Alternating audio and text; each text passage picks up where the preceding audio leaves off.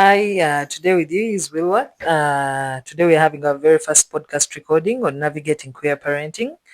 With me, I have two amazing guests. I'll allow each of them to introduce themselves in their capacities and we shall kick it off from there. Okay. Hi, my name is Marita from Uganda, and I'm glad to be here. Thank you. Hi, my name is Beverly. I am from Cape Town in South Africa. So good to be here. Thank you for being here, Beverly and Marita. So today we are just going to try to unpack what queer parenting looks like. It's a conversation that so many people have tried to have, so many are running away from, but also considering Africa's perspective where queer parenting is taken as something very terrible, want to try to unpack that and give it a human face so that people get to understand what it feels like. So the questions we will be sharing or our conversation will be a bit personal. So some of the things, feel free to just pour your heart out where you need to. And our first question will be, what does queer parenting mean to you? And how do you personally define your experiences in the space of queer parenting? We shall start with you, Bev. So thank you. Thank you so much for this amazing opportunity. So for me, queer parenting, it means living my life 100% fully and 100% authentic in a world where we are not supposed to be ourselves, in a world where we are supposed to be hiding. Being a queer parent and out and proud means that I am real, not only to myself, but only to my kids. Because those are the people that are in my life, and their well-being and the way that they see me really matters than most than anyone else. So just being myself and knowing that I am living my life 100% authentic is one thing that I really love about being myself and being a queer man. Okay, so Marita here. So for me, being a queer parent is basically since I'm like in the closet still. To me, it's more like ensuring that even when I'm parenting children, I ensure that I break those, narratives that people have put on queer people, that, when they are parenting their children, they are, recruiting them into homosexuality and all that. So I ensure that as I'm parenting, I am breaking all those, stereotypes. I want people to, maybe sometime when I'm out, to come out and be like, can you imagine she parented these children, and whichever way they have come out, they are still valid and, beautiful children, and, they have been able to, achieve such a life, but from a basis of a queer mother, like, Yes. Me. So my experience has basically been, normal, parenting, ensuring that my children get the best love, my children get, everything they want, because, it's my responsibility to ensure they are happy, they feel loved, they feel protected. So for me, it's just that, just only that when the bill came in, I became a little bit skeptical on, to the dot of, what I basically do around them.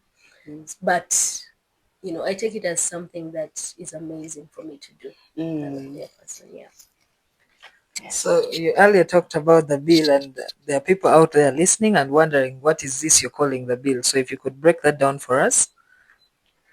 Okay, in Uganda, there is the Anti-Homosexuality Act that was passed in 2023. And it has a section that talks about if you have been caught in, if you've been convicted of homosexuality, then you're not allowed to be under authority of a child. And that also takes queer parenting or parents, because a parent is also someone that is under authority of a child, teachers and all that. So that is basically something tough, as at now when it comes to queer parents, because more so a person like me who is parenting children that are not biologically mine, yes, it becomes a problem because they can be taken away from me. Yeah.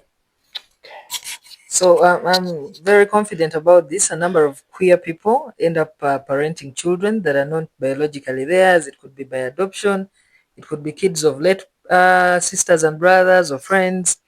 And this is something that so many people do not associate with humanity, and understanding that being queer does not necessarily take away the fact that you can parent a child, raise, for lack of a better word, an incredible human being.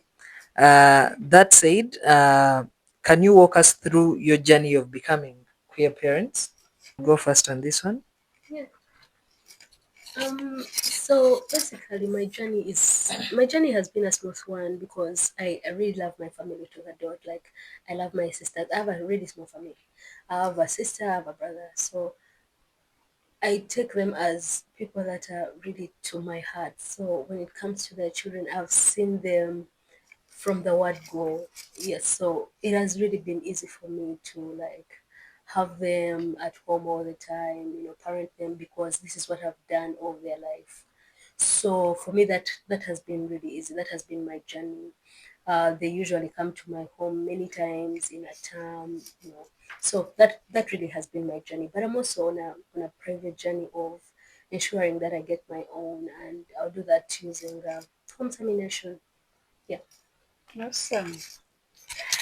So my own journey has not been easy. I am originally from Zimbabwe, and growing up, I always knew that I was different.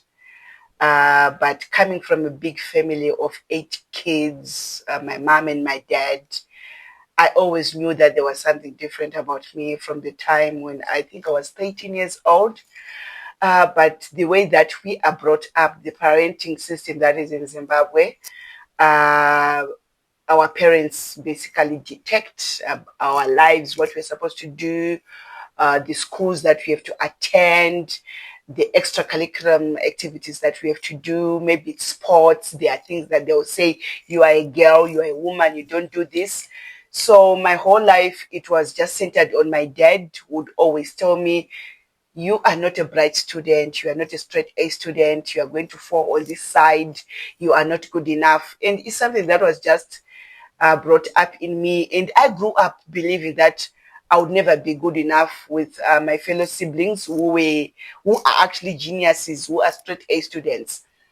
So being a middle child, I found myself not knowing where I belonged. So the time that I got to finish my O levels, I so wanted to go to teaching, but my dad would say, no, you don't do this, you don't do that. You're supposed to get married. You're supposed to do this. You're a beautiful girl. And at 19 years old, I found someone who I thought would be that person to cover up for all the mistakes that my dad was doing. I found myself in a relationship with a man who was 13 years older than me because I was looking for that father figure. I was looking for that man who would hold that space that my father never managed to fill in my life. And by the time I was 21, I was a single parent for 2 kids, not married, not even knowing where I'm coming from and where I'm going, because the whole marriage system, it felt like a duty. It felt like it's something that I have to do to make my parents happy, something that I have to do to make the community happy. But after the time I got to 21 years and being a single mom to 2 beautiful kids, I just said, this is not me. I am not doing this. And I came out to my sister, who just said, you do not deserve to have these kids. And she took away my 2 kids from me. And I had to struggle. I didn't have that bond anymore with my kids because I just felt it was a duty that I had to do. It was something that I had to perform to make my family happy. So at that age, I found myself in a bus with a passport and just a friend's address, and I moved. I left my kids in primary school and I went to Cape Town, and I just said, I'm going to start my new life. I am not looking back. So yeah, it has been one of those decisions that I only managed to reunite with my kids, I think almost 12 years later. And I lost so many years of being a mom to them. Right now, I think I try to overcompensate. I try to give them that love. But after going through therapy, after going through so many classes with the Dream Academy, I noticed that all I can do is to be their friend. All I can be is to be there for them and just let them live their lives. So yeah. Such a beautiful journey. So, so many people assume that being queer does not come with a book that teaches you how to be a parent, but being a parent is something I believe that comes from within. Yes. And it's something that most of us dismiss. I have had friends that have also lost their kids to family because the family says you can't be queer and a mother. Like, yes, who says that? Definitely. You know, so most of for some of you that are listening to us, being queer does not necessarily mean I cannot be a parent or we cannot be parents, because that is just a personality. It is who we are. But the job of a parent is to love and nurture and protect a child, and it is something that I think so many queer people are doing way better than the other, not to be offensive, heterosexual persons. That is so true, because when my sister took my kids away from me, she would tell them all sorts of things, how bad I am, how terrible I am because of the lifestyle. They just thought I woke up and they said, you know what, I'm bored. Let me be queer. So it affected that relationship that I had with my kids, up to the time that I also say to myself, you know what, I gave birth to these kids. They don't need to look down on me. They have to accept me. It was like I was forcing down my sexuality down their throats and say, whether I like it or not, I brought you into this world, so you have to accept me. So when I did the inner work on myself, I realized that every time I'm pointing a finger at them to say, I'm your mother, you are supposed to love me, you're supposed to do this, they were those fingers that were facing right back at me, and they were telling me, you need to reach out. Yeah. And after 6 years of no communication at all with my son, I found myself in a bus going home to Zimbabwe. And I just said, my son, I am a lesbian woman, and all those aunties you thought were my friends, those people, I was dating them. And I just want you to know the truth from me. I am not evil, I'm not demonic or barbaric, or how Zimbabweans portray the queer community. And his response was like, Mommy, that is all I ever wanted to hear from you. Wow. That is all I ever wanted. I've heard a lot of things from you, from other people, but I just wanted you to tell me from your mouth and tell me that this is who you are. And I'll tell you that I love you more than anything in the world. So, yeah. Wow. That's sweet. That is so sweet. Can you imagine? All the kids need is to hear our side of the story. Exactly. And this goes to so many of us as queer parents. The society rejects us and we feel so rejected that we distance ourselves from our children, forgetting these are people that only look up to us, and they love us without any conditions attached to it. Exactly. And so that is an amazing story. I would love to experience it probably when I have a little guy. I'd love to hear him say that to me. You definitely, because you know what, there is no kid who wakes up and said, you know what, I'm bored, I want to be a criminal. Every kid is born perfect. Every child is born pure and holy. It's what adults now, the environment that kid grows up in. Yeah. And they feed these kids and they make them believe. I've noticed that I've got my granddaughter who is 8 years old. She is dark and beautiful. Her best friends are white. And if you see them playing together, you don't see color. Kids don't see color. Kids don't see race. They don't see sexuality. They just go about with their lives. And yeah, it's one thing that as parents, as queer parents, we need to know that there's nothing like a bad child. And every child who is out there, they deserve the love, and they do not need adults telling them and putting stuff into their heads, because they've got their own heads and their own minds, and they are free to to know what's wrong from what is right. Yeah. So to the adults also out there, please do not normalize conversations of poisoning the innocent minds. Let's just love them, protect them, and allow them to nurture into what God has created them to be. So talking about that, when we talk about family, so many times society has defined family as a group of people that are close to us by blood, but also they have limited it to male, female, and children, which may not be the case for us on this podcast. So I want you to just break it down for someone out there listening. When you think about family as a queer person, as a queer parent, or as a mother to queer children, depending on what category you stand in, what comes to your mind? For me, what basically comes to my mind is everyone I have chosen to bring at home and ensure that I make the peace available, I make the love available, I make the provision, the responsibility. That is what I call a family. Regardless of whether there is a man or there is a woman or their children.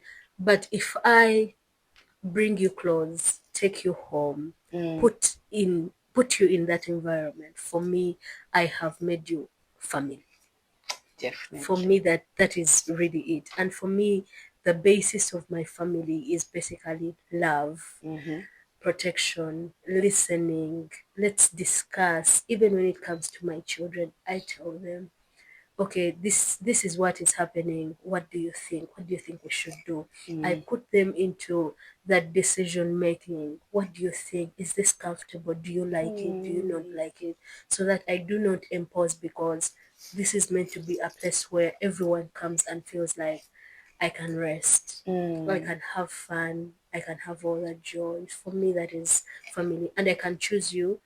You can be by blood. You can be but just anyone I choose to. Just bring home. Yeah, that's family for me. Oh, that is beautiful. That is beautiful. I think on my own side, as a married mom of my partner is a granddaughter already. So being part of a family for me, it means inclusion. It means uh, taking away that, what do they call it, heteronomy, Yeah, heteronormative. yes, that thing that they say it's supposed to be like this, it's supposed to be like that. I noticed recently with our granddaughter, she's 8 years old, and her first week in grade 1, they asked her to write a family tree. So that maybe the teachers would like to know where this kid, how the environment, and being a grandkid we are raising, and her mom is a single mom, it got us to a point where her mom made her draw a family portrait of her and the dad and herself, portraying this picture that this is what the teachers are supposed to know. They are not supposed to know that they are two grandparents who are married. So it got me to think that we have a long way to go when it comes to really opening up and having the kids from other schools, or maybe the teachers, to say, oh, okay, so this kid, the way she's behaving is because she's being raised by two queer parents or two queer grandparents. So when it comes to family, it's definitely that sense of inclusive, knowing that no one needs to hide. And one thing that I also use as part of our parenting with my partner, when it comes to issues pertaining to my kids, I let her have that time with them. I think I'm compensating for the time that I missed out. And my partner, most of your friends, they call her Dr. Phil. She's one person who can just solve your problems. If you have any problem, just call her. I have this problem. She's this, person with so much wisdom. She was raised by a grandma, and she would take her to the mountains and show her medicine, show her, a lot of things. So when it comes to my kids, I make sure that if we are going to agree on something, we speak the same language. When we are talking about our granddaughter's welfare, we speak the same language. If she says she doesn't want to eat something, I'll also say, you are going to eat it, and everyone will speak the same language when it comes to bringing that order and, and that discipline in the house. And whenever she's out there, if she does something that is not right, we make sure that we speak with her in a language that, or even a tone. You don't shout at a child. Just tell her, if you are going to go out there and being this child, we are going to ground you. We are going to put you in your naughty corner, because it's going to come back to in the community to say, oh, you are doing this because you are being raised by two queer parents. So yeah, definitely a sense of being inclusive, speaking the same language, and just being there for each other. Yeah, and for me, family, like you've all said, and I'm in agreement with both of you, is allowing them to accept things as they are. Mm-hmm. I do not believe that there is a defined definition of family, Mm-hmm. because I stand by the argument that it is subjective to who is defining it. Mm-hmm. For a child with a single mother, family would be the head of her family will be, or their family would be the mother. Mm-hmm. And most of the time, society has defined and enforced this on us, Yes. that family should have mother, father, then the children, Mm-hmm. which is subjective to who is, because in the absence of the father, there will always be a mother. In the absence of the mother, there will always be the father. In the absence of both, maybe grandparents or sisters, and that is what the child will grow up with, or those are the people that are going to groom the child. Yes. So we need to start redefining or looking at family as something over and beyond male, female, children, and whatever that description. What they think is normal. Yes, but also to just not to just to put it out there, the fact that there is no such thing that two women can't raise a child, or two men can't raise a child. There is no such thing, because at the end of the day, we have had so many successful children, so many well-disciplined children, over and beyond those that have been raised by straight couples. We've had children or queer parents adopting children that were birthed by straight couples. So exactly. Why birth them if you can't raise them? I will not. I will not offend people, but just to put it out there, we come in peace for queer parents that are doing it through adoption. We come in peace, but also to give these kids a home that they never got a chance to naturally have. Definitely. Considering that being born is not a choice they made, however, we have to give them, to present to them a world that is more accepting than what they were born into. So, as queer parents, most of you talked about your partners. So I want you to tell me what it is like for you to raise your children as queer couples, and what are some of those values you try to impart in them that disagree with society's, what we call the gender norms set by society, or giving them a clear picture of a world that is not gendered. You can take it. Okay, so for me, basically, it is more like humanizing everyone at home. That, yes, I am parenting with my partner, which the kids do not have to know about at their age for now, because they're still at a tender age, which might even bring a lot of explanations that might bug my head, which I'm not ready for.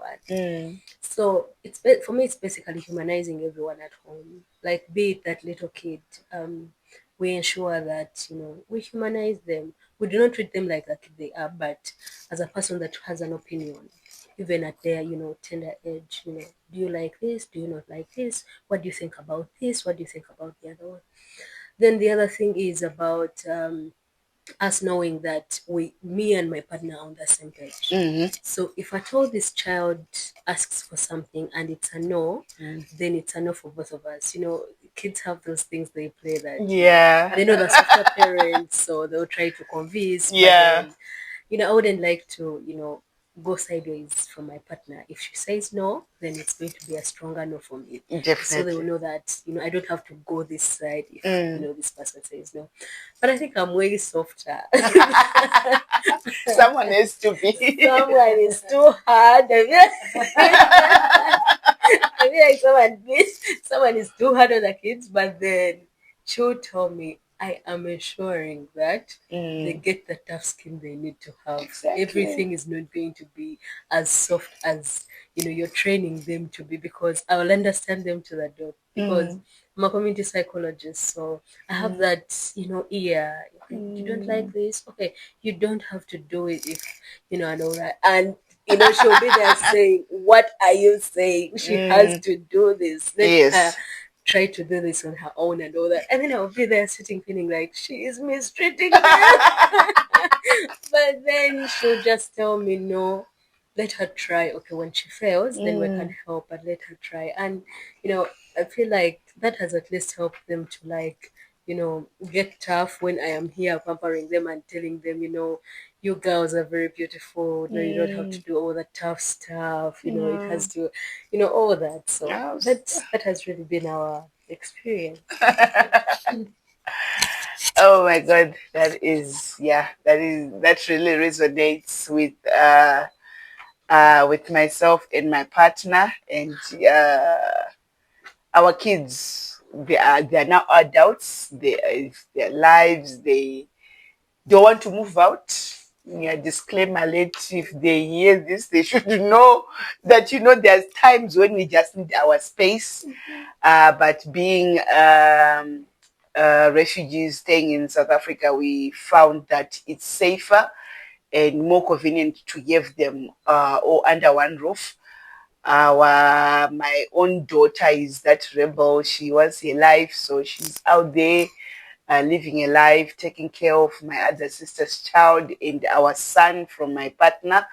He's also a rebel. We call them the prodigal children. They just do their thing. But the grown-ups, the adults, the firstborns, they are the best of friends, and they don't even see themselves moving out anytime soon. They are with us. And sometimes when we are having an argument, or in couples, you have that moment where you just don't like each other. So we just say to each other, okay, the moment where you feel like you want to shout at me, don't do it in front of the kids. We have 2 cars outside. Let's get into one, drive to the beach and scream at each other and, work things out and come back. And we just made sure that they will not see that side of us, because it is there, it exists. So sometimes when we get into our fields, we just make sure that we drive out, we go outside for a walk, we come back, and we make sure that when they are in the house with us, they see this image of our moms are happy. Our moms are in a place where I even had my daughter, my partner's daughter saying, you know what, mom, I've seen you happy and I've seen you in a relationship with my dad, but this is different and I like it for you. Yeah. That's beautiful. Yeah. Beautifully said. I don't think I've been. So we're almost coming to the end, but before we get there, I just want us to paint a picture for people that could maybe want to support as allies, the queer community, but do not clearly understand what we are or who we are or what we look like. I just want us to paint for them a picture based on our hope for the future. Okay, so just tell us about what you wish people would understand about queer families and queer parents in general, and what you hope for the future of queer parenting. All right. So I am blessed to be part of an organization that most organizations, they deal with queer people, trans people, LGBTQ community. But I am blessed to have a part to be a facilitator in a separate program that is the parenting class, where we have parents from all walks of life. We have single parents, we have single fathers, we have queer parents. It's sort of a support group that we have that I'm currently facilitating. So what happens in there, everyone meets up, and it's people from different walks of life. with totally different experiences. So at first I was like, how can we do this? How can we add on people from the mainstream and add on them with the queer parents? How is this going to work? But what I've noticed is everyone is a story, everyone is something to say out, especially when it comes to parenting. You don't need to be queer, you don't need to be in the mainstream just to really understand that our parents, they did the best that they could with the information that they had. My mother's way was to beat me up. If I did anything, she would not even talk to me. She would just come and beat me up. So it's one thing that I took from my mom, that I am not going to be like my mom. I am going to change the narrative. I am going to be that parent that is going to sit down with my kid and talk to them in a way that they'll understand, that will not even require them to have money for counseling and trauma sessions because of what I did to them is when they were growing up. So being part of that amazing team of Safe Place International and the Dream Academy, I am blessed to have, I think, the first class here saw 29 parents from the mainstream, and they said, growing up, we were told that having a child who is gay, you need to disown that child. So the narrative is changed, that we have seen some parents in the mainstream adopting those children, saying, okay, I am going to be an ally. I am going to take care of you, even if your own biological parents left you. And we have also seen a turn with some parents who said, you know what, my community was telling me there is something wrong with my child, but after attending these classes, I've noticed that there's nothing wrong with my child. I'm going to love my child, and I am also going to be a parent to those children that are being disowned simply because they are queer. So yeah, that is the hope in the future that I'm seeing in the world, where everyone will live in a place where they understand that no one wakes up and say, you know what, I want to be gay, I want to be queer.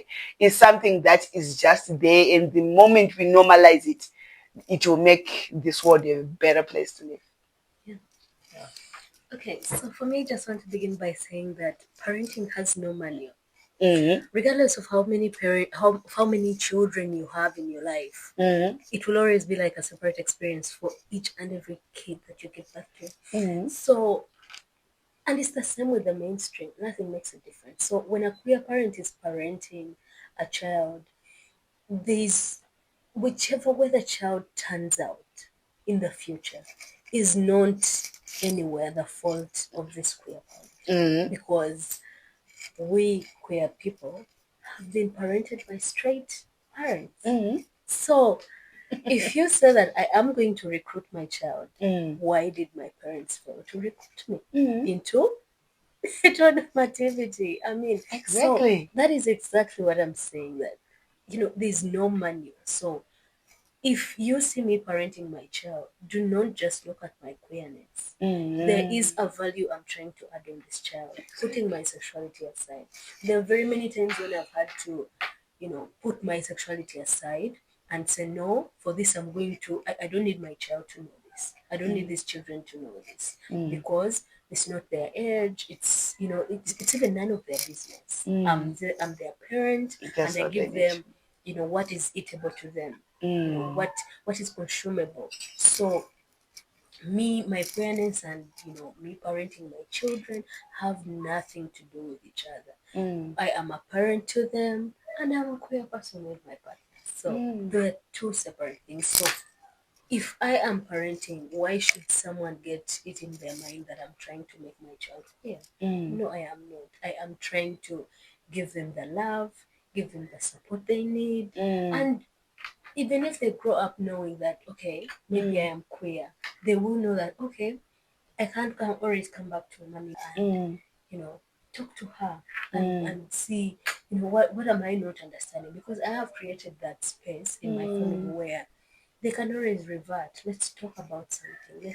Let's see, where am I feeling this and that and that, and then we shall be able to like come up with something, because I've trained them to just be open in their mind, just say whatever they think about to me, because I am not a person that is going to threaten their existence. No, I am Exactly. not, but a person that, brings them love. I want them to see me and just see love, care, support, and that is exactly how I have trained them to be. So the hope for the future is to ensure that these communities that we live in do not normalize instilling hate in our children.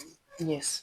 The words they tell them, like you have said, are the words that actually make them change their minds about, queerness and all that. But queerness has no problem. It has fed the children. It has, given them support. It is listening to them. There's no problem with that. But what is the problem is the words, those whispers that they put in the children, making them uncomfortable at school because, probably their mother is out or their father is out and all that. So just the hope is, let's take children as children. Yeah. Let them be kids. Regardless of whatever way they look like or who is parenting them, let's just take children as children. I love it. Yeah. I love it. Beautiful saying. So we have come to the close of our podcast, Navigating Queer Parenting.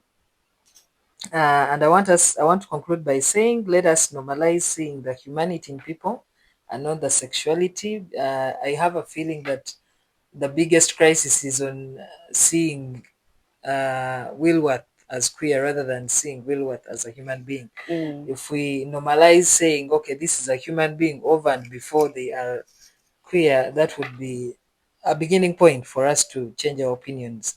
But also to remind you that as queer persons, as queer parents, as queer guardians, we are capable of love, capable of protection. We defend our kids to the dot. Yes. To the dot. Yeah. It is something so many of you do not think we are capable of. But as much as we're raised by humans, we are also nurturing young, incredible humans. And we are capable of everything that was done for us and not done for us, and we are trying to reform it to make it better. All we are thinking about is, can we have a future with a more accepting world of queer parents or parents? And that said, I want to say thank you to Bev and Marita for being part of this podcast. It is our very first of a kind, and to those listening, show some love, spread love, not hate. Yes. It is Pride Month. Happy Pride to everyone out there.